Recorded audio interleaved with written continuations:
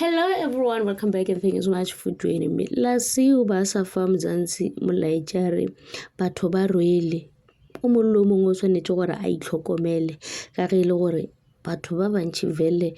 ba dira dilo tše e leng gore a re di nagane o ka kopana le motho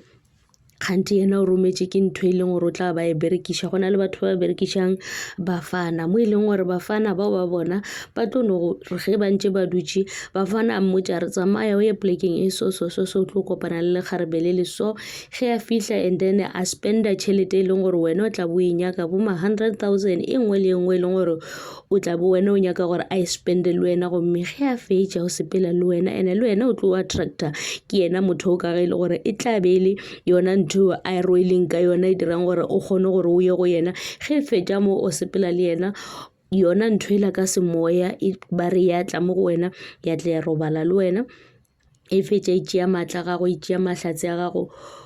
o tlo no makala e le gore wena dilo tša gago ga di sa bereka gabotse o try go bula business e ya gana ge o re ke o nyaka mmereko a gona le mmereko e leng gore o tlo humana se sengwe se sengwe se tlo pala ka morago ga gore o feletše le gore o robala le motho ene ka mokgwa ba bolelang ka ona ba bolela gore motho a ka se robale le wena o tlo no go botša gore dula gannyane yona no ga go ba bafana bona bao ba tlotla mo go wena ka semoya ba go tšeela tše ka mokana e leng gore o ne le tšona ba nyaka motho o leng gore o itlhokometse wa ithata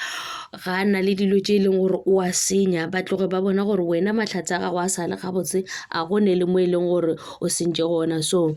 Lasi o ba sa tšwela pele a sa botša batho ka tšona dilo tšeo gore yena ga na le mona ga lo le motho o no nyaka gore batho ba te tlhokomele ka gobane bophelo bo boima ke nagana gore ke tše dintšhi tše e leng gore batho ba mo hlaloseditše tšona wa di tseba o no ba e le gore ga a nyake go hlalosa kudu ka tšona mara molaetša o fang ke gore batho ka mokana ba itlhokomele ka batho ba e leng gore ba rwele ba tšea di-lucky tša batho ba senya maphelo a batho ke tšona tšeo and thank you so much for watching. Please don't forget to like, comment and subscribe. Ta-da.